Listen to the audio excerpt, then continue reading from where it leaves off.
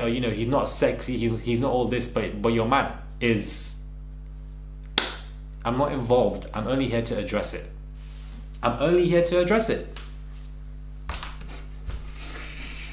This is the same girl who said bye Felicia to you one day when she got dumped from the island as well. So like, we have to remember we just remember sometimes she acts out a bit and does the most for no reason, just for free. And I just feel like, relax, but it is what it is. Yeah, the hair does make him a bit taller. It's an everyday height talk. Like, where was this energy for Ken? Well, I just think they're going to end up being really, really good friends. I mean, I love the Hollywood meet cute. It could be a friend moment. So lovely. It could be a friend moment. Everybody said that she's still ugly. I'm so confused right now. And I suspect her hair was by Definitely. This girl knows. Yes, I think. 20 quid dates and falling asleep during sex. None of this information is really helping us out. I mean, I would not be happy, would I? No. How would you feel? How would you do sex? That's a no. Yeah, that's a big no for me. Yeah. I wouldn't even go there at all. Yeah, no. No. But that was because I did it 4 times that night, right? Oh yeah. I'm dead. 4 times, 4 or 5, 4 or 6, probably did 7 times. I don't know. And you all flustered saying that. Yeah. I did it 4 times, guys. Oh, didn't I come? I do think she was very to friend zone him. Do you think too quick? Like, I mean, do you blame her really though? Like, Come on.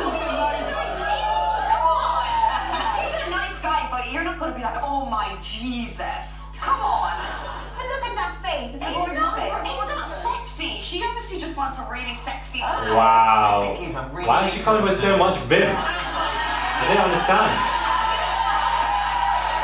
Really that bothered until treat them mean, keep them keen. Let's move on to Paige and Ollie. What do you think of these two? So many of you guys are messaging me about the fact that, you know, she was trashing Naz, and this is very interesting. A quick disclaimer before we do get in this video: please do not go send any hate to anybody involved in this video. Please do not go send any hate to Maura. This is a waste of your time, a waste of your energy. This is just us to critique this video and talk about what was said in this After Sun interview, because it definitely has riled up a lot of people. I think Maura was trending #1 for a while as well. Hey guys, it's Maura Morali. Hope you guys are doing well today. If you haven't already, click that button for daily and consistent content. Head over to my Instagram, Murad_Morali, and let's get into this very interesting video. What I find quite interesting about Maura is that she is constantly praised for her feisty kind of behavior, yet other people, example Yewande, was displayed as somebody who was aggressive when she didn't really exhibit any forms of aggressive behavior, i.e. by Arabella, who said that during the whole Danny kind of Arabella Yewande kind of situation, whereas nobody used that same placement for Maura when she actually had many arguments and, you know, ruffled many feathers. Now, excluding this whole situation, Maura was a fabulous contestant. She was a fabulous person who gave us the drama, that she just injected it for us. We loved it during that season, and nobody can deny that. Of course, nobody can deny it. Now, a lot of people said she used the word ugly. I feel like there are some terminology that she used there that could be debatable in terms of being interchangeable with the definition of the word ugly, but I don't think she used that word ugly, so, you know, I'm glad that she didn't. I'm very glad. But she had so much vim and spirit to be saying that, you know, he's not sexy at all, like he has nothing about him or whatever. And this constant issue with height is really irritating me. Okay, the guy he's 6'2", he's 5'9", whatever, but so was Kem. And so was the guy who also won the season before Kem. And their height wasn't a main point of kind of, you know, description for the contestant at all. It wasn't constantly you're short. It was 24/7. I feel like here it's being constantly regurgitated, and I find that to be quite interesting. Not only was he, you know, immediately displayed as a form of, you know, he's Aladdin because he's brown and all this nonsense that we are going to get into in a separate video, because there were several actually Ofcom complaints in relation to that. But then he also was, you know, somebody who nobody is addressing and liking, and you know what, that happens to people. It is what it is. Some people say, you know, Murad, maybe you're showing unbiased and whatever. It's impossible for me not to show bias. It's impossible. You can only be limited. You know, if you're seeing your best friend being slated left, right and center 24/7, you are going to obviously want to defend him, and there's no harm in defending your friends. There's no harm in defending people, especially if it's your best friend who you're seeing on the show. And for Maura to have so much spirit to be saying, oh, you know, he's not sexy. But why I do find that the behavior that she displayed in this particular kind of, you know, clip interview, her behavior and the energy and the deliverance and the vim that she had, I feel like was very off-putting. And the reason why I say that this behavior is very interesting, if you want to just dive deep into the subconscious in terms of our societal conditioning here, is that behavior like this, the white privilege that she has, enables her to not be critiqued for her aggressive, feisty behavior as opposed to a black woman, #1.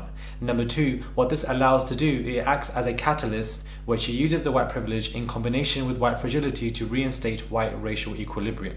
This in itself is actually a very interesting kind of issue if you penetrate into it and actually dive deep and discuss this at a very important matter, because I'm not here for a white woman to just bash a person of color like this. I'm not here for it at all. I'm not here for Arabella, who was calling you one day aggressive in the last season when she didn't do anything at all or display any forms of aggression at all as well. Behaviors like this help to reinstate white racial equilibrium, and I find it to be very interesting indeed. This particular is why it has riled up and pissed off a lot of people. I don't think she was intentionally or consciously being racist at all. I don't believe that you are entitled to feel if you like or dislike people, but her deliverance is the main issue for this video, which I feel like was just simply unnecessary. And that white privilege that she has, whether it's subconscious or consciously used, enables her and protects her from ever being critiqued for somebody as, you know, being aggressive or OTT or being a bully or being unnecessary or, you know, just being shouty or being like this. She's easily remarked as somebody who was funny, quirky, somebody, you know, who gave us the content, which she definitely did. But behaviors like this from a subconscious level, deep within your subconscious, help to reinstate white racial equilibrium, and that in itself is definitely something that is very current within society. Comments like also Naz being referred to as Aladdin is as well something I feel like very irritating, because you're basing an entire individual on an archetype based on a white supremacy related kind of Disney related story and narrative. Go in on this and discuss this in a particular different format. We're not just doing a Love Island reviews talking about pop culture 24/7. I do very serious topics on my channel as well, for those who don't know, and this in itself I find to be very interesting. I'm not saying Maura's racist, she's this, she hates black people, brown people. I'm not saying all of that. I'm not saying that she intensely has his feelings, but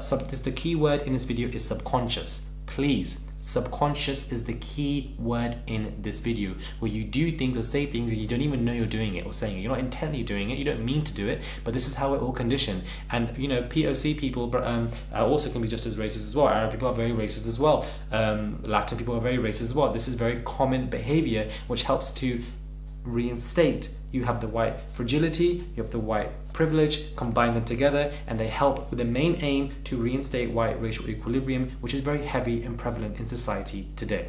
And I also feel like if she was a black woman acting the way she did on the show, she would be, you know, cussed out 24/7. And I believe this type of behavior that she feels like she can just exhibit, saying, you know, just say the person isn't your type, isn't somebody that you like, and move on. Everybody is entitled to like and dislike whoever they want to. That's totally fine. I'm not mad at somebody disliking that. It's not an issue, bro. It's not that serious. But when you're coming with so much spirit and vim and saying that, you know, look at him, you know, he's alright, he's not good, he's not that sexy, he's not like this and that, like, I don't understand why it was necessary for you to come with so much spirit and vim and energy. That's all it was. I think it was just the deliverance. I'm glad she didn't call him ugly, because I feel like that would have been downright rude and very unpleasant. I'm very glad she didn't, and I just feel like her deliverance of just that little segment wasn't that cute. A lot of you guys were messaging me about it, and I wanted to quickly check it out. Didn't have enough time, but now I do, and I didn't think it was as bad as people made it out to be. Maybe some people said it to kind of rile up, I don't know, but I just feel like it was very uncalled for, and I just feel like her deliverance definitely wasn't cute. And then if people were cussing out you, or if somebody was sitting next to you saying that Curtis is XYZ, or he's this, or he's that, or he's that,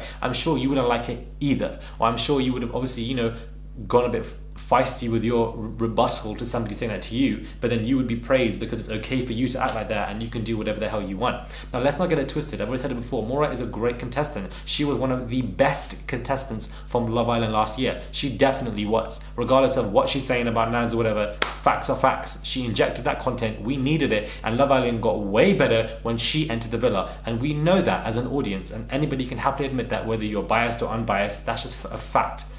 But at the same time, I just felt like her shade was just a bit unwarranted. It was a bit random. Yes, you know, she's somebody who speaks what's on her mind and she loves to do it. But I just feel like deliverance is key. And, you know, she came as if she had something very personal against him, just the way she was. I don't think this was that serious. I don't think she was degrading him like people were saying or tweeting or what I saw or whatever. But at the same time, just come correct with your deliverance, because I just feel like sometimes it can come off as being rude, and some people could see it. It's all about perspective. Some people could see it as her saying ugly. I personally don't think she was, but at the same time, people can use terms that could be seen as interchangeable. It was just a deliverance. She was saying it as if she was dying to say it for an entire slot for Officer, that she was dying to say that he's this or he's that or he's not like this, but whatever.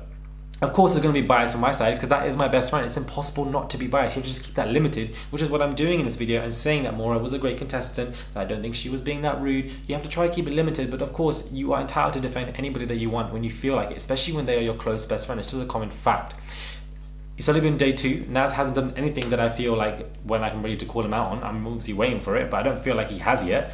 I feel like he's doing pretty well on the show to an extent in terms of being audience friendly, but unfortunately he's not having any luck with the girls, and sometimes that just happens, and hopefully somebody will come in for him and, you know, it will like him. Otherwise, if somebody doesn't, then he might be dumped, and it is what it is, or he'll be, you know, may make a friend pact with somebody and then they'll be friends and that could continue their time on the show when they couple up. Maybe that could happen, but it is what it is. Sometimes this takes place. It's just, of course, there's a shock value when you're first seeing it with somebody that you really like, but sometimes this just happens. But this situation, her doing the most, I don't know why she's coming with all this vim. It's just that, just the vim, the energy and the spirit of it, as if you were dying to say it. That, the deliverance is what I'm saying, could have been changed differently. That's what I would say as a normal, healthy critique. Let me know your thoughts are when it comes to this. Please do subscribe, click that button for daily and consistent content, and I'll catch you guys soon for another video.